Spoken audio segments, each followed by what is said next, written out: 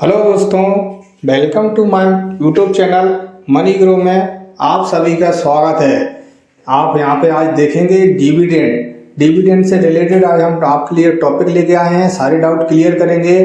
अगर money grow channel को आपने लाइक और सब्सक्राइब नहीं किया है तो सबसे पहले लाइक और सब्सक्राइब कीजिए, दोस्तों के साथ शेयर कीजिए। यहाँ पे आपको लाइव ट्रेडिंग और इन्वेस्टमेंट से रिलेटेड वीडियो आपको कंटिन्यू मिलते रहते हैं और मिलते रहेंगे। तो यहाँ पे हम आपको कुछ लाइव प्रूफ दिखाने वाले हैं। सबसे पहले हमने आपको बताया कि लाइव दिखाएंगे आपको कि डिविडेंड मिलता कैसे है और डिविडेंड होता क्या है, डिविडेंड है क्या चीज़, कौन सी बला है जो डिविडेंड डबल हमें इनकम देती है। तो वो कौन सी बला है जो कि हमें डबल पैसा देती है और कुछ लोग इसमें अच्छा पैसा अर्न करते हैं, कुछ लोग इसको जानते ही नहीं है। तो सबसे पहले डिविडेंड में दोहरा मुनाफा कैसे होता है, लोग ये समझ ही नहीं पाते हैं। तो हम आपको आज वही सब कुछ समझाने आए हैं कि डिविडेंड होता क्या है और डिविडेंड में आप कैसे डबल मुनाफा ले सकते हैं।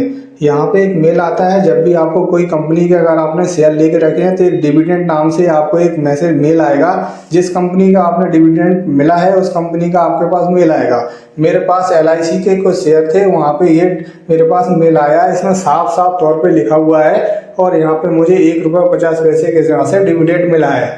अभी हम आपको नेक्स्ट दिखाते हैं कि वो डिविडेंड मिला और उसके साथ मेल में नीचे अटैचमेंट में क्या मिला है। मुझे अटैचमेंट में मेरी वो इन्फॉर्मेशन है जो कि हम डीमेट अकाउंट जो चलाते हैं, जिस कंपनी से चलाते हैं, उसका जो हमारा डीमेट ID है वो सारा डिटेल हमें यहाँ से मिलेगी। कंपनी सारी कुछ डिटेल हमको देती है। तो यहाँ से हमारा DPID, हमारा नाम और डिविडेंड पर शेयर कितना दिया गया है, ग्रॉस डिविडेंड क्या है, कितना हमको टोटल मिला है और अगर ज़्यादा मिलता तो हमें टैक्सेस भी यहाँ से देने पड़ते।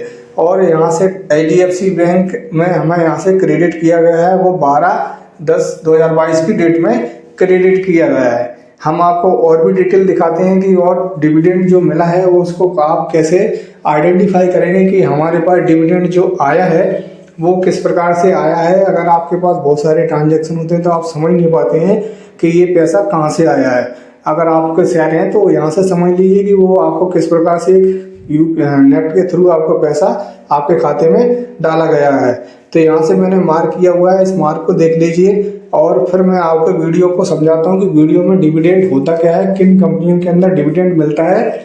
तो यहाँ से ये मिला हुआ है, यहाँ मैंने मार्क किया हुआ है। तो ये डिविडेंड हमारा छोटा सा मिला हुआ है। अब हम आपको वीडियो को समझाते हैं कि वीडियो में डिविडेंड होता क्या है। तो बने रहिए कंटिन्यू, हम आपको दिखाते हैं 27 करोड़ डिविडेंड कैसे मिला।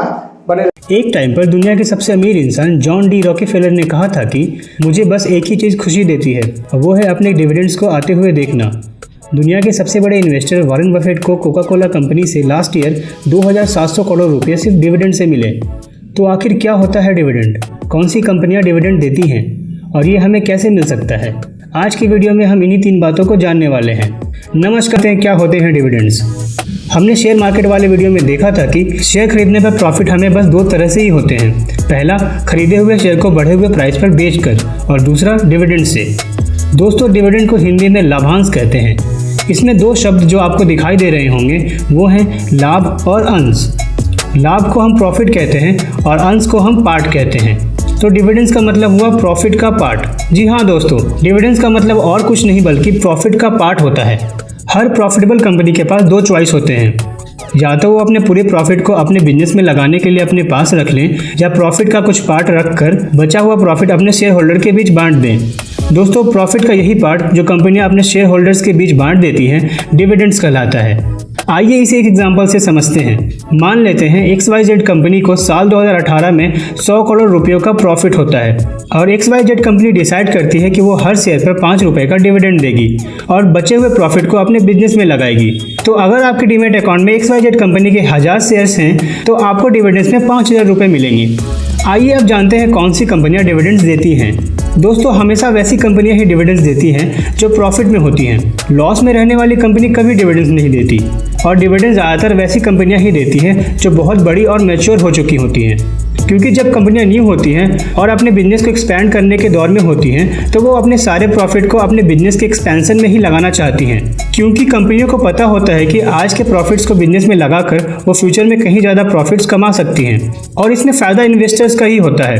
क्योंकि जब तक कंपनी अपने प्रॉफिट्स को सही जगह लगाकर अपना बिजनेस बढ़ाती जाएगी उसका प्रॉफिट भी बढ़ता जाएगा और प्रॉफिट बढ़ने से हमें दो फायदे होंगे। एक तो हमने जो शेयर बाय किए हैं उनके प्राइस बढ़ेंगे, और दूसरा अगर फ्यूचर में कंपनी डिविडेंड देने का डिसीजन लेती है तो वो आज के डिविडेंड से बहुत ज़्यादा होगा, क्योंकि प्रॉफिट भी आज से कहीं ज़्यादा बढ़ चुका होगा। दोस्तों, ध्यान देने वाली बात यह है कि डिविडेंड देना या ना देना ये कंपनी के डायरेक्टर्स डिसाइड करते हैं। अगर उन्हें लगता है कि वो प्रॉफिट्स का यूज बिजनेस बढ़ाने में कर सकते हैं तो वो डिविडेंड नहीं देते हैं, और अगर उन्हें लगता है कि बिजनेस को बढ़ाना थोड़ा मुश्किल है तो वो प्रॉफिट्स का पार्ट एज अ डिविडेंड अपने शेयर होल्डर्स के बीच बांट देते हैं। दोस्तों, आइए अब जानते हैं कि हमें डिविडेंड कैसे मिल सकता है। हमने जाना कि डिविडेंड एक प्रॉफिटेबल और मैच्योर कंपनी ही देती है, तो अगर हमें डिविडेंड्स चाहिए तो हमें वैसी कंपनियों के शेयर्स बाय करके रखने होंगे जो लगातार डिविडेंड्स देती हैं, और ऐसी कंपनियों की लिस्ट आपको ऑनलाइन सर्च से आसानी से मिल जाएंगी। लेकिन दोस्तों, डिविडेंड लेने के लिए कुछ डेट्स होते हैं जो हमें ध्यान में रखना पड़ता है। पहला है रिकॉर्ड डेट। रिकॉर्ड डेट उस डेट को कहते हैं जिस डेट को आपका नाम कंपनी के रिकॉर्ड में एज अ शेयर होल्डर होना चाहिए। डिविडेंड देने वाली कंपनी रिकॉर्ड डेट को पब्लिकली अनाउंस करती है। अगर आपका नाम रिकॉर्ड डेट के दिन कंपनी के शेयर होल्डर लिस्ट में नहीं है तो आपको उस टाइम का डिविडेंड नहीं मिलेगा। दूसरा है ex dividend date. Ex dividend date generally record date के जस्ट एक दिन पहले होता है। कोई कंपनी जैसे ही रिकॉर्ड डेट अनाउंस करती है, एक्स डिविडेंड डेट उसके एक दिन पहले सेट हो जाता है। अगर हमें किसी कंपनी के डिविडेंड्स चाहिए तो हमें उस कंपनी के शेयर्स को एक्स डिविडेंड डेट से पहले खरीदना होता है, और अगर हम शेयर्स को एक्स डिविडेंड डेट के पहले तक नहीं खरीदते तो हमें उस टाइम का डिविडेंड नहीं मिलेगा। दोस्तों, कंपनियां साल में कितनी बार भी डिविडेंड दे सकती हैं, और हर बार कंपनी एक रिकॉर्ड डेट अनाउंस करती है ताकि पब्लिक को पता चल सके कि अगर उन्हें डिविडेंड लेना है तो कब तक शेयर को बाय करना होगा।